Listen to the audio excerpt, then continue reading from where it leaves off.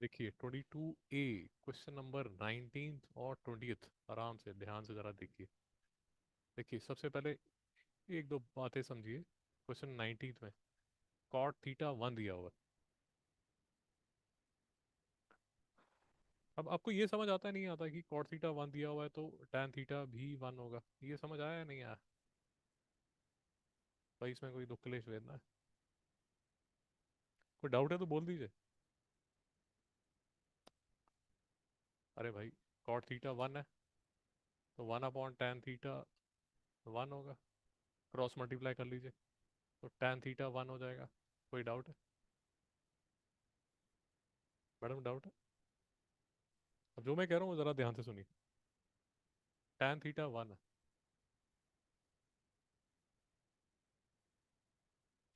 Tan theta, ये theta होगा, ये 1 है, ये परपेंडिकुलर है, ये बेस है। तो टैन थीटा अगर 1 है, अब दो तीन बातें, बात तो एक ही है बट उसको दो तीन एंगल से समझ सकते हैं। टैन थीटा 1 का मतलब क्या होता है कि परपेंडिकुलर और बेस जो है वो दोनों इक्वल होंगे। ये बात नहीं समझ आई? इसका एक और मतलब भी है। जब परपेंडिकुलर और बेस सेम होते हैं तो जो थीटा होता है वो 45 डिग्री होता है। नहीं समझ में आया? भाई टैन थीटा अगर 1 है तो tan theta is equal to tan 45, तो theta is equal to 45 degree. भाई नहीं समझ में आया? नहीं समझ आया तो रोक लीजिए। सुखमनी जी क्या सोच रही हैं? क्वेश्चन के बारे में सोच रही हैं? कुत्ता बिल्ली रेवड़ी बालक, किसके बारे में सोच रही हैं? तो क्वेश्चन का ही सोच रही है ना, तो डाउट बोलिए क्या है आपका? कौन सा नहीं? मैं तो दो तीन चीजें की हैं, आपको कौन सी नहीं समझ आई? ये कुछ भी समझ नहीं आया? हाँ, ये आपको समझ आ गया, ये समझ आ गया। ठीक है। टैन थीटा जो है वो परपेंडिकुलर अपॉन बेस होता है, और इस क्वेश्चन में जो टैन थीटा है वो 1 के इक्वल है। तो अगर मैं क्रॉस मल्टीप्लाई करूंगा तो परपेंडिकुलर बेस के इक्वल आ जाएगा। तो ये 1 है और ये 1 है। भाई नहीं, अभी भी समझ नहीं आया? अरे एक बात समझिए प्लीज, आराम से। चैप्टर का नाम क्या है? Trigonometry, trigonometric ratios. नहीं समझ में आया? ये जो भी आप करते हैं, √3/2, हाफ, 1, 1/√3, √3, ये सारी क्या है? रेशोज हैं। नहीं समझ में आया? तो इसका मतलब क्या होता है जरा और सैम जी आप देखिए, आप शायद आपको समझ आएगा, बाकी तो ऐसे बैल बैठे हैं सारे ला रहे हैं फालतू में बैठे हुए। आपको शायद समझ आ जाएगा। सैम जी देखिए, रेशो का मतलब सैम क्या होता है? ये होता है, आपको समझ आया? 10 45 1 है बेटा, उसका मतलब ये हुआ कि ratio of the perpendicular and base is 1। उसका मतलब ये नहीं हुआ कि परपेंडिकुलर हमेशा 1 होगा या बेस हमेशा 1 होगा। उसका मतलब ये नहीं होता। वो कुछ भी हो सकता है, 100 हो सकता है, 100 हो सकता है। आप 100 छोड़ के उसको 1100 करना चाहते हैं, वो 1100 कर लीजिए। मतलब परपेंडिकुलर और बेस हमेशा सेम होगा। किस में? वो ट्राइंगल जिसमें जो थीटा है वो किसके इक्वल होगा? 45 डिग्री के। ये रेशोज है, ट्रिग्नोमेट्रिक रेशोज है। अभी भी कुछ समझ नहीं आ रहा? जी, आपको डाउट है? ये रेशोज हैं यार। यहाँ तक शांति? दू- एक तीसरा एंगल देख लीजिए। अगर ये 1 है, ये 1 है, तो पाइथागोरस के हिसाब से ये जो है ये √2 होगा। सुखमणि जी सोच रही हैं? सुखमणि जी ज़्यादा सोचिए मत। AC² जो है वो AB² प्लस BC² होगा। तो 1 + 1 AC जो है वो किसके इक्वल होगा? √2 के। नहीं समझ में आया? अब ये चीज़ आप देखिए, वही बात है, वो ईश्वर की तरफ जाने के अलग अलग रास्ते हैं, किसी भी रास्ते से चले जाइए, कोई प्रॉब्लम नहीं है। तो उसी तरह आप पाइथागोरस से ये निकाल सकते हैं। आप इसको theta is equal to 45 degree निकाल के टैन की, साइन की, कॉस की वैल्यूज निकाल सकते हैं। बात एक ही है। नहीं, अभी भी कुछ नहीं समझ आ रहा? मैडम आपको समझ आ रहा है? सुखमणि जी कुछ समझ आया? Okay. अब वापस क्वेश्चन पे चलिए, वापस क्वेश्चन पे चलिए। तो cot theta is equal to 1, इतना लंबा भाषण, टैन थीटा 1 के इक्वल हो गया, इसमें कोई डाउट है? Okay. अब आई थिंक क्वेश्चन ऑब्वियस हो जाना चाहिए अब। ये हमारा वन है, ये वन है, ये रूट 2 है, ये थीटा। नहीं समझ में आया? अब तो सिर्फ वैल्यूज डालनी है। tan थीटा 1 है +2। किसी को डाउट है इस चीज़ पे? मैडम आपको डाउट है? तो साइन स्क्वायर ये 45 डिग्री होगा, 1/√2 होगा, 1/√2 का होल स्क्वायर होगा, -3 होगा। नहीं समझ में आया?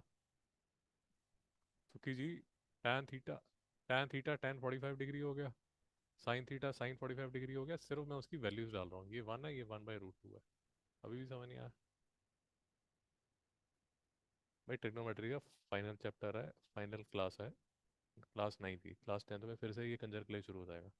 तो ध्यान से समझ लीजिए और डाउट भी पूछ लीजिए सर। तो ये किसके इक्वल होगा? 5 + 2, 2 × 1/2 -3। ये 2 और ये 2 कैंसिल हो गया, 5 + 1 6 होता है, 6 - 3 3 होता है। नहीं समझ में आया? सैम आपने ठीक किया, वेरी नाइस। बाकी किसी ने किया नहीं किया? किसी ने नहीं किया? अब समझ आ गया? कोई डाउट तो नहीं? अनु जी आपका कोई डाउट है? क्वेश्चन 20 देख लीजिए। क्वेश्चन 20 देख लीजिए। इन द फॉलोइंग फिगर, एक फिगर दी हुई है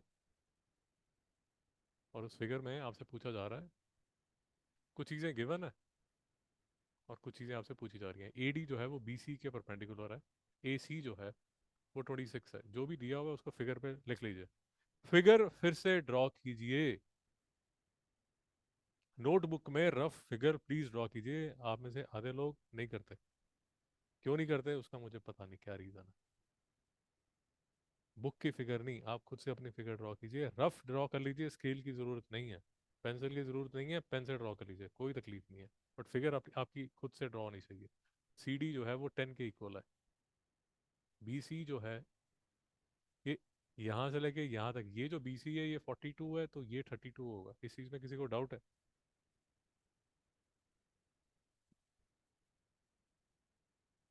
भाई फोटो तो सबको दिख रही है ना?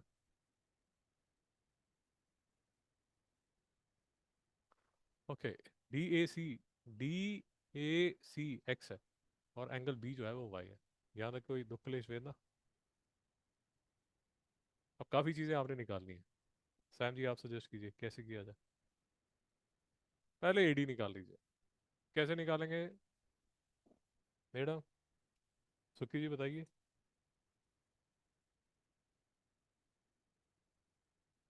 यही बोल रही हैं आप? पाइथागोरस लगेगा? नहीं समझ में आया? अब इसको आप कैलकुलेट करेंगे तो आंसर आ जाएगा। मैं आपको सैम देखिए मैं कैसे करता हूँ। ये ए स्क्वायर माइनस बी है, बी स्क्वायर है तो A + B × A - B। Sam समझ आया? तो 36 का 6 और ये 4, तो ये 24। सुखी जी आपको नहीं समझ आया, कोई प्रॉब्लम नहीं है, आप स्क्वायर कीजिए, आंसर निकाल लीजिए। सैम आपको समझ आ गया? अनु जी आपको समझ आया? तो 6 × 4 = 24, तो ये जो है ये 24 है। यहाँ तक समझ आ गया? और सुखी जी स्क्वायर निकालिए, माइनस कीजिए, स्क्वायर रूट निकालिए, आंसर आ जाएगा। तकलीफ मत कीजिए। A² - B² क्या था भूल जाइए, एक बुरा सपना मान के इसको भूल जाइए। नहीं समझ में आया? अब ये 24 आ गया तो ये ए बी भी निकालना होगा। ए बी कैसे निकालेंगे सैम जी? बहुत बढ़िया बेटा। तो फिर से 24² + 32², ये स्क्वायर निकालेंगे, उसका स्क्वायर रूट लेंगे तो ये भी आ जाएगा। नहीं समझ में आया? पहले पूछा जा रहा है cot x. tan x perpendicular upon base होता है, तो cot x base upon perpendicular होगा।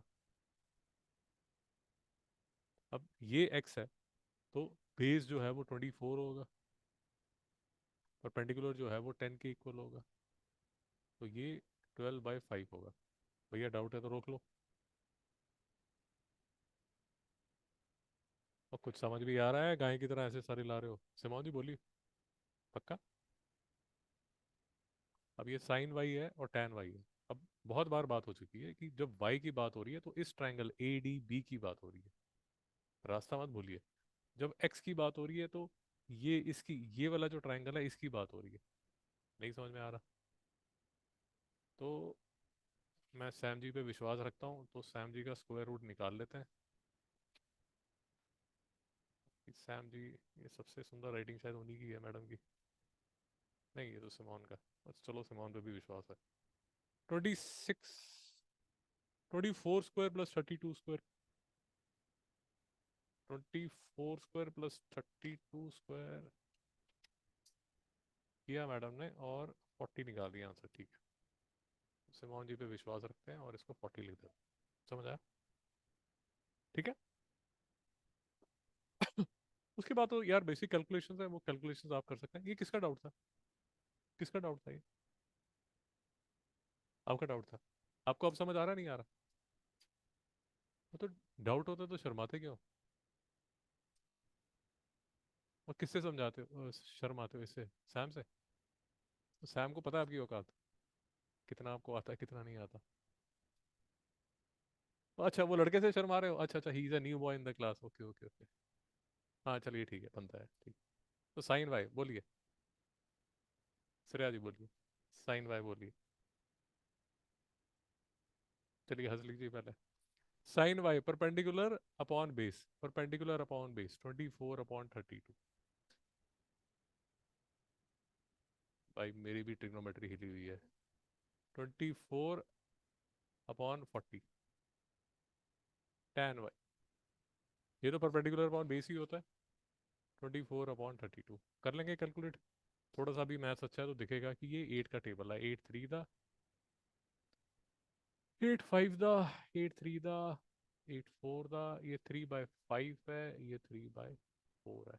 मित्रों नहीं समझ में आया? पक्का? तो यहाँ पर क्या आ जाएगा? Sine square y 9/16 minus, I am sorry, 1 upon है ना, सॉरी। तो इसका रेसिप्रोकल लिया जाएगा। Sine y 25/9 minus 16/9। Sam ji ठीक करो। ये 9/9 हो जाएगा, ये 1 हो जाएगा, तो इसका जो आंसर है वो 1 हो जाएगा। ठीक है सैम, ठीक। अनुज जी समझ आ रहा है? उसके बाद लास्ट पार्ट देख लीजिए। लास्ट पार्ट में भी अब वैल्यूज ही डालनी है, बाकी सब कंजर के लिए सब खत्म हो गया। तो cos x की वैल्यू डालेंगे, cos y की वैल्यू डालेंगे। एक बार फटाफट श्रेया जी आप ही बता दीजिए cos x की वैल्यू क्या है, cos y की वैल्यू क्या है?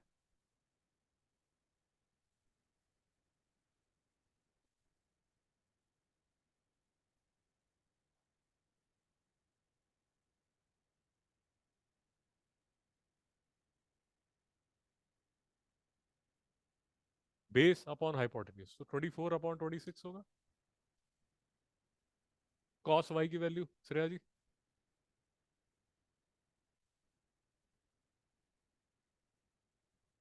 अरे 140 नहीं है भाई, 40 है हाँ। ठीक, बोलिए।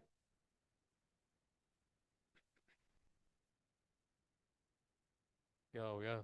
ठीक नहीं लग रहा, वो कुछ भी बोल रही है बेचारी नींद में। आप बोलिए सुखमनी जी, आप बोलिए। बेस अपॉन हाइपोटेन्यूज, शाबाश बेटा। 32/40, शाबाश। tan y बोलिए, मैडम बोलिए।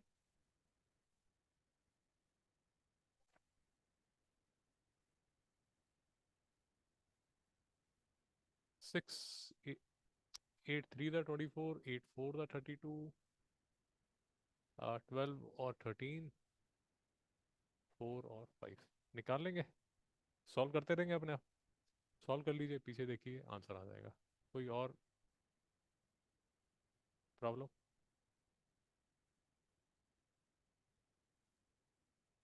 भाई कोई और प्रॉब्लम? नेक्स्ट। जी बताइए।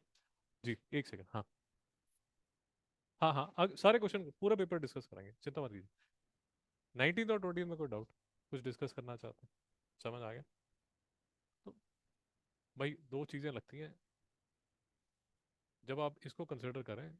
अगर मैं आपको एक दिन पहले भी बताया था, अगर आप इसको देख के कंफ्यूज हो जाते हैं तो आप अपने आप से एक नया ट्रायंगल भी बना सकते हैं। आपको कोई रोक नहीं रहा, सिर्फ उसमें ध्यान ये रखिए कि इसको ए रख दीजिए, इसको एक्स रख दीजिए। ये जो है ये डी होगा, और ये जो है ये सी होगा। सिर्फ वो वैल्यूज उसके अंदर डालनी पड़ेंगी ध्यान से। या वो भी नहीं करना चाहते, पेपर को टिल्ट कर लीजिए। नोटबुक है ना आपके पास?